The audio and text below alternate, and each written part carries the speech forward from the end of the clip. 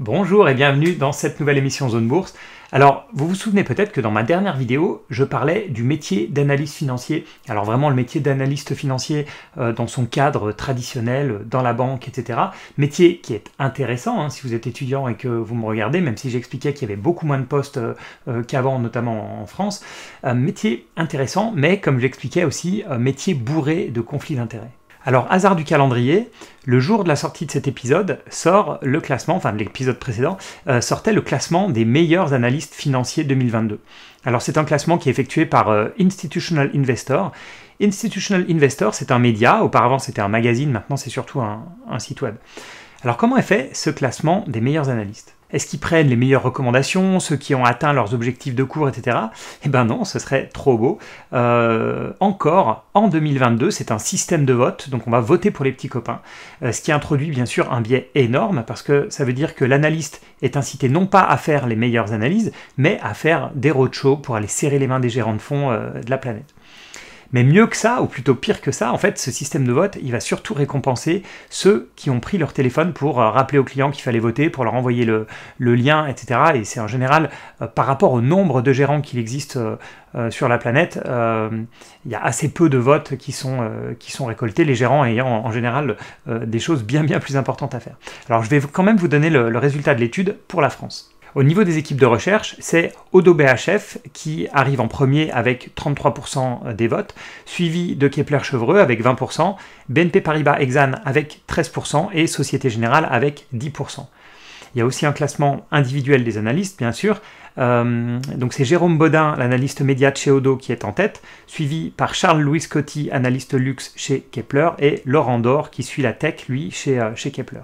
Alors, je critique ici la méthodologie, vous l'avez compris, mais les analystes que je viens de citer sont sûrement très bons. Alors, vous pensez peut-être, et je l'ai un peu sous-entendu au début de cette émission, que je préférerais un classement basé, par exemple, sur les recommandations des analystes, est-ce qu'ils ont eu raison ou tort, ou bien sur leur objectif de cours. Mais pas du tout, en fait. Parce que ces recommandations, ces objectifs de cours, ils sont basés sur des valorisations. Et ces valorisations, elles sont basées sur des prévisions de chiffre d'affaires, des prévisions de bénéfices, etc. Et vous connaissez mon point de vue sur les prévisions. Parce qu'il faut être clair, même un analyste qui connaît très bien son secteur du luxe ou bien très bien le secteur de la tech, il n'avait pas prévu le Covid, il n'avait pas prévu la guerre en Ukraine, donc même on peut être le meilleur connaisseur de son secteur si il y a des éléments qu'on n'arrive pas, des éléments quand même clés qu'on n'arrive pas à prévoir, forcément toutes les recommandations vont à la poubelle. Alors vous pouvez vous dire, oui, mais quand même, ce sont ces analystes, surtout les analystes sectoriels, comme c'est le cas dans les banques, qui connaissent le mieux les entreprises. Oui, mais alors dans ce cas-là, pourquoi est-ce qu'aucun analyste qui suit Orpea, par exemple, n'avait signalé le fait que la manière dont ils géraient leurs EHPAD était vraiment catastrophique? Soit ils ne vont pas visiter les EHPAD du groupe Orpea, ce qui est tout à fait probable en fait, ou alors si certains l'ont fait, ils n'ont pas vu ce qu'ils auraient dû voir. Donc on voit bien qu'il y a quand même un problème pour toute la partie prévision de l'analyse financière en fait. Alors vous allez trouver que je suis dur avec les analystes, en fait je suis pas dur avec eux, parce que j'adore lire les papiers des analystes, c'est juste que je ne cherche pas leurs recommandations et je ne cherche pas leurs prévisions. Alors vous allez me dire, ok, mais qu'est-ce qu'il faut chercher? Alors moi je vais vous dire ce que je cherche dans un papier écrit par un analyste financier. Je cherche à apprendre des choses. Et je vais vous donner quelques exemples. Le premier, c'est un article écrit par Anthony Bondin sur Zone Bourse. Alors je sais que Anthony se voit plus comme journaliste que comme analyste, mais il fait de temps en temps des papiers d'analyste, même s'il s'en défend. Et il a publié récemment un superbe article sur la crise énergétique, article qui explique beaucoup de choses, et notamment pourquoi le prix de l'électricité suit celui du gaz. Et je le cite pour donner cette explication, parce que la formation du prix de gros de l'électricité est déterminée par le coût de production de la dernière centrale mobilisée pour satisfaire la demande. C'est celle qu'on appelle la centrale marginale, et qui est le plus souvent une centrale à gaz lors des pics de consommation. Et il y a plein d'autres pépites de ce genre dans son article, donc j'ai vraiment appris énormément de choses.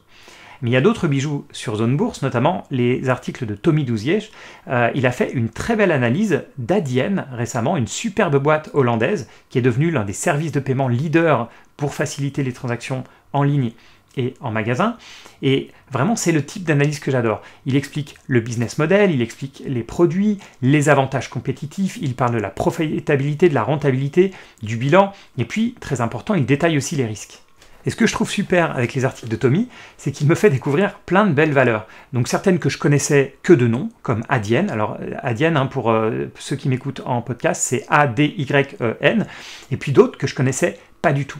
Et en plus, comme on regarde globalement les mêmes critères pour trouver de belles boîtes, Tommy et moi, il y a beaucoup des sociétés qu'il va analyser qui vont rejoindre directement ma watchlist d'actions à surveiller.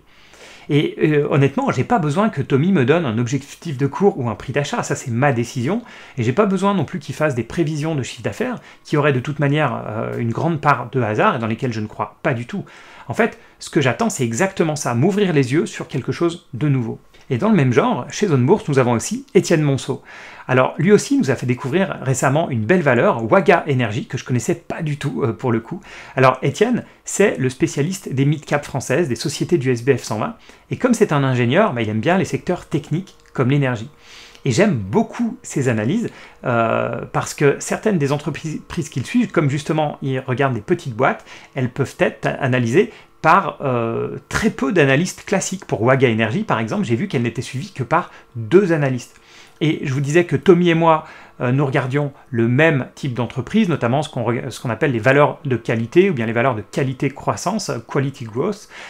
Étienne, lui, il n'a pas peur d'aller chercher des entreprises plus petites, plus jeunes, et certaines fois non rentables, comme Waga Energy.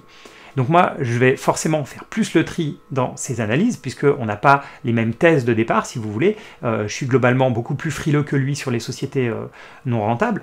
Mais quand je lis son article sur Waga Energy, et que j'apprends déjà qu'elle est fondée par des anciens d'Air Liquide, et que son business model, c'est l'utilisation des gaz de décharge, là, ça commence un peu à me titiller. Et par exemple, j'ai appris dans son article que 50% des décharges dans le monde sont à ciel ouvert, et que le gaz s'échappe librement, que pour environ 40% des décharges, le biogaz est brûlé en torchère. Vous savez, c'est un peu comme ces cheminées qui brûlent en permanence sur les sites pétroliers. Il n'y a que 10% des sites de décharge qui vont utiliser donc ces gaz pour produire de l'électricité, et encore avec des rendements très très faibles d'environ 30%, alors que Waga Energy travaille sur des technologies permettant un rendement à 90%, et ça aujourd'hui c'est moins de 1% des décharges. Alors bien sûr, ce type de boîte à la base est trop risqué pour moi, mais quand je lis ce type d'analyse, quand je comprends le business model, un business model qui est tellement intéressant d'un point de vue transition énergétique, que forcément, celle-ci aussi, elle va rejoindre ma watchlist. Alors à nouveau, je n'ai rien contre les analystes traditionnels. C'est très très bien qu'il y ait des analystes qui vont suivre par exemple le secteur du luxe et puis qui suivent LVMH, Hermès, Kering depuis 20 ans et qui connaissent ces boîtes par cœur. Je trouve ça très très bien et je prends aussi du plaisir à lire ce type de papier avec des personnes qui connaissent vraiment parfaitement les boîtes, qui vont systématiquement suivre tous les résultats, décortiquer tous les comptes, etc.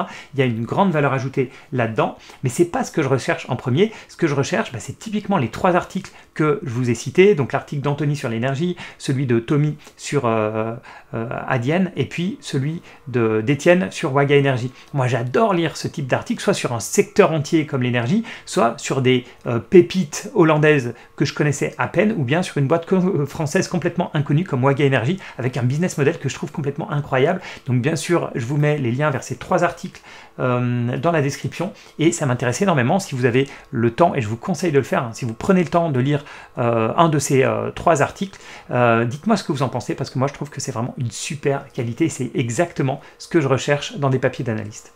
Donc bien sûr, j'attends tout ça en commentaire, dites-moi ce que vous en pensez. Je vous remercie à nouveau d'aller jusqu'au bout de mes émissions, et c'est pour ça que je dis ça tout le temps à la fin, pour dire c'est à vous que je parle, ceux qui restent vraiment jusqu'au bout et qui ne surfent pas juste sur les 30 premières secondes. Merci encore, ça me fait vraiment super plaisir, tout comme vos likes me font plaisir, les notes que vous mettez sur les applis podcast aussi, c'est vraiment top, c'est ce qui nous encourage à essayer de faire le meilleur travail possible. Merci encore, et puis à bientôt pour une autre émission.